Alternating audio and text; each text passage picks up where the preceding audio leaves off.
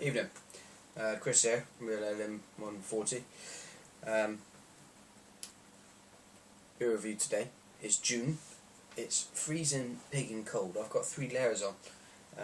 So what better way to celebrate than by having a light bitter from the Durham Brewery. This is their Magus. Not sure, there's no pronunciation guide on there. I'm not sure of the word. It's a bottle conditioned beer, 3.8%, and it's a light bitter.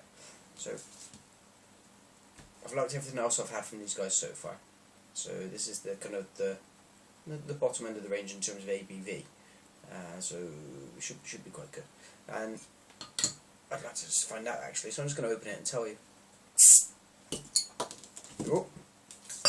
Oh, a bit lively. I'll be needing some kitchen towel, I think, for that.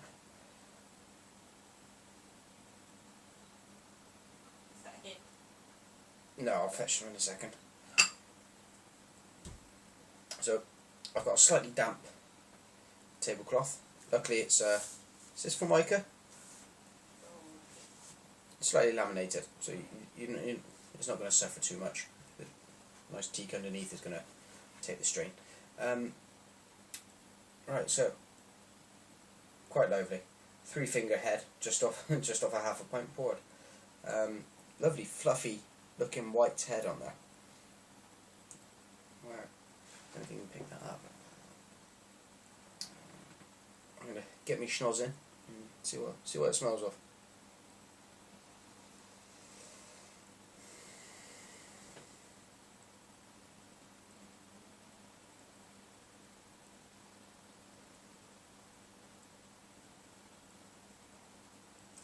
Catching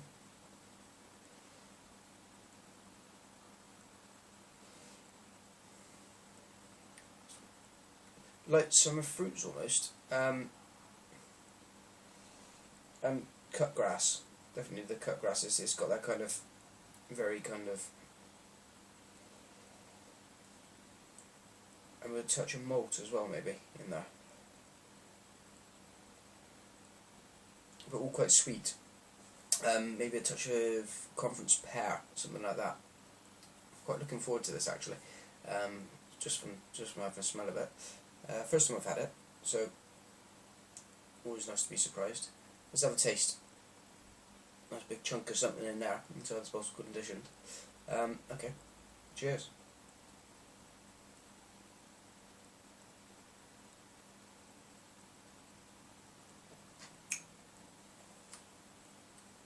Quite highly carbonated. Not highly carbonated in the way of a tinned lager or something, but really quite hard going actually when it gets into your mouth.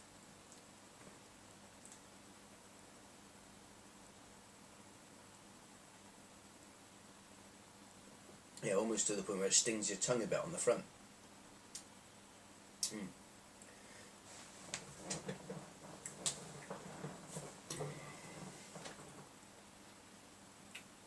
Again there.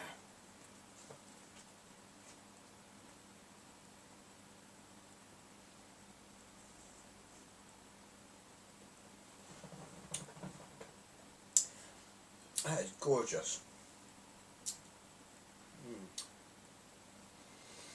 This for me is everything a bitter should be. It's lovely and bitter for a start. You know, that's always a good start. Doesn't taste to me massively hopped or anything. It's just maybe it's just hopped with kind of domestic hops. That's what's bringing that through. The bitterness.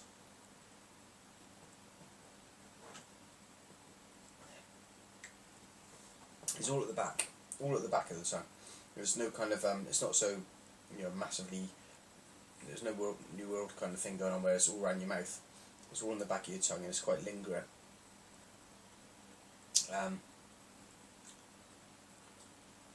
Slightly sticky in how that's going down the back of my throat.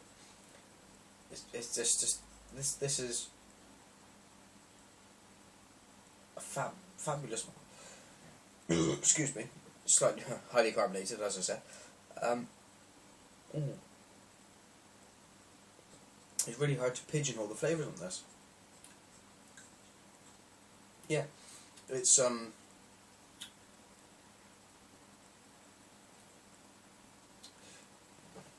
kind of used this description last night to describe one of the other beers off camera, but for me it's almost like what drinking a beer is like if you sat in a field. Not something I've done for a while, granted, but yeah, if you were camping, this is what just a normal beer can taste a bit like, because you've got all those other sensations going on around you. Yeah, you've got the slightly damp grass, and we're on a hot day, so it's kind of warming its way through.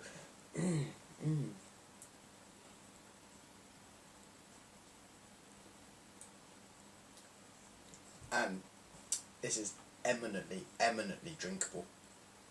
You could go at this like a pig at a tatty, and just really guzzle this.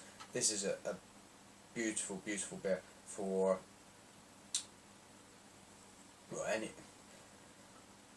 This is the quintessential lawnmower beer. You go out, you graft in your garden, and it gets to 6 o'clock, 7 o'clock. You want to sit down, you want to have a beer. You've had a couple of pints of squash in the day just to keep you hydrated, but you want to give yourself a beer. You don't want to challenge yourself too much in terms of mega flavours or anything like that. You just want something that's going to refresh you, and this is bang on for that job. And because it's only 3.8, you could have a couple very quickly, and then just settle into maybe something a bit stronger. I think that's the way I would probably go. It's not really, it's not a beer to finish the evening. It's a beer to start the evening with.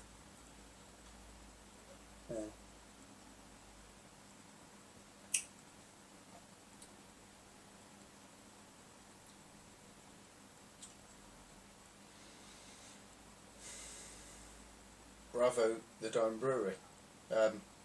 Another cracking example of what they can do up there. What else do we know about this?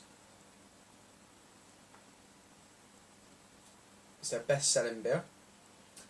Simple pale malts provide a base for a complex blend of hops. Colour is very pale with lemon citrus. Yeah. Thinking about it, yeah. I suppose there is a.